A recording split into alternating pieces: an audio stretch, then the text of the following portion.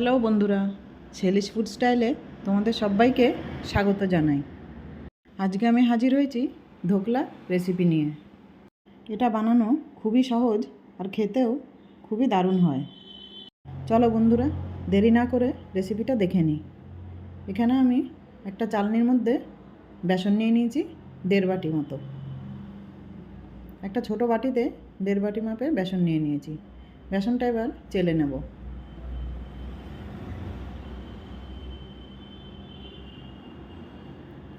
বেসনের এই যে দানা দানাগুলো, এটা ফেলে দেবো। বেসনটা ভালো করে চালা হয়ে গেছে, দিয়ে দেবো সামান্য নুন আর দিয়ে দিচ্ছি চিনি, দিয়ে দেবো জল। জলটা দিয়ে বেসনটা ফেটিয়ে নেব। কিছুক্ষণ বেসনটা ফেটানো হয়ে গেলে দিয়ে দেব হলুদ। হলুদটা দিয়ে আবারও বেশ খানিকক্ষণ বেসনটা ফেটিয়ে নিচ্ছি। বেসনটা যতক্ষণ ফেটানো হবে ধোকলাটাও ততটাই সফট আর সুন্দর হবে। ভালো করে ফেটানো হয়ে গেছে, দিয়ে দেব ইনো।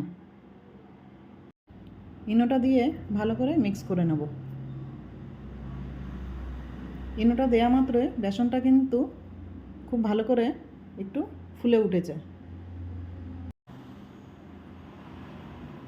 নিয়ে নিয়েছি একটা কেক প্যান। তেল দিয়ে তেলটা ব্রাশ করে নেব। তেলটা ব্রাশ করা হয়ে গেলে ফেটানো বেসনটা প্যানের মধ্যে ঢেলে দেব। আর বন্ধুরা, ইনো মেশানো হয়ে গেলে কিন্তু বেসনটা বেশিক্ষণ রাখার দরকার নেই। সব বেসনটা দেওয়া হয়ে গেছে, এবার একটু এরকম ঝাঁকিয়ে নিচ্ছি। এবার একটা কড়াতে জল গরম করে নিয়েছি আর একটা স্ট্যান্ড বসিয়ে দিয়েছি। এবার বেসনের প্যানটা বসিয়ে দেব, দিয়ে একটা ঢাকা দিয়ে দিচ্ছি। 20 থেকে 25 মিনিট ধরে এরকম ঢাকা দিয়ে রেখে দেবো। ধোকলাটা যতক্ষণ তৈরি হবে ততক্ষণ আমি একটা প্যানের মধ্যে তেল দিয়ে দিচ্ছি।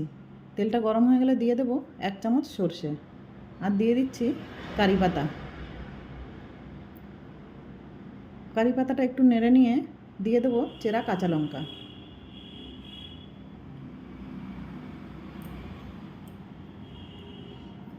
কাঁচা লঙ্কাটা দিয়েও কিছুক্ষণ নেড়ে নেব।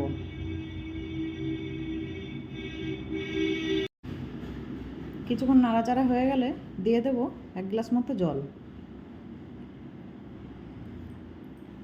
একটু মিশিয়ে নিয়ে দিয়ে দেবো নুন আর দিয়ে দেবো 1 চামচ চিনি।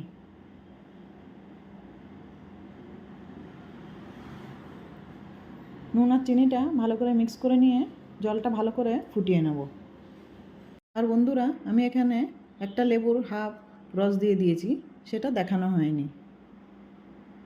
জলটা পুরোপুরি হয়ে গেছে। জলটা নামিয়ে রেখে এখানে আমি 20 মিনিট পর বেসনের যে ধোকলাটা তৈরি হচ্ছিল ঢাকাটা খুলে দেখে নেব। আর বন্ধুরা, তোমরা দেখতে পাচ্ছ এটা মাঝখানে একটা গোল দাগ পড়ে গেছে। এটা আমি যে ঢাকাটা দিয়েছিলাম, ঢাকাটা মাঝখানে একটু গর্ত মতো ছিল, তাই এরকম হয়ে গেছে। এবার একটা কাঠি দিয়ে দেখে নিচ্ছি। এবার একটা প্লেটের মধ্যে ধোকলাটা ঢেলে নেব। দেখো বন্ধুরা, কত সুন্দর দেখতে হয়েছে আর কত জালিদার হয়েছে। এবার একটা ছুরি দিয়ে কেটে নিচ্ছি।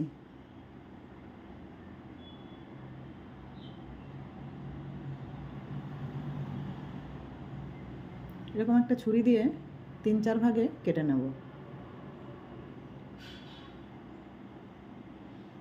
অপর সাইডটাও কেটে এরকম পিস পিস করে নেব।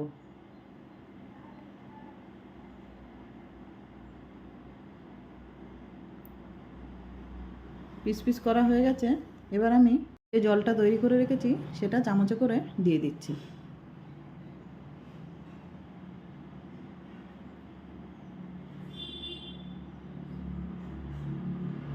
দেখো বন্ধুরা, কত লোভনীয় দেখতে লাগছে আর খেতেও কিন্তু খুবই দারুণ হয়।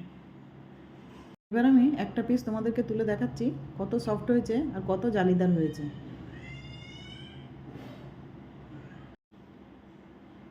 এবার আমি এটা আধ ঘন্টা থেকে 1 ঘন্টার জন্য ফ্রিজে রেখে দেব। বন্ধুরা, এই ধোকলার রেসিপিটা ভালো লাগলে একটা লাইক দিয়ে দেবে আর কমেন্ট করে জানাবে রেসিপিটা কেমন হয়েছে। দেখা হবে পরের ভিডিওতে। নমস্কার বন্ধুরা।